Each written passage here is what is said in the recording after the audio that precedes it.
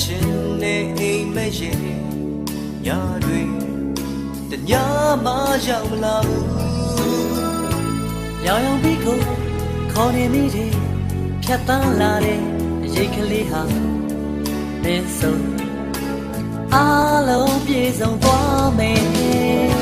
ရင်မအားတတော်တဲ့တစ်ခုလိုအပ်နေလို့မင်းကိုဝေးရင်စိတ်ဓာတ်ကြလာတယ်တကယ်ကိုအထီးချမ်းတဲ့နေ့တွေကိုသိလွှမ်းနေတဲ့ညတွေဒီလိုစက်တိုက်ကြီးဆိုယူတော့မှာပဲ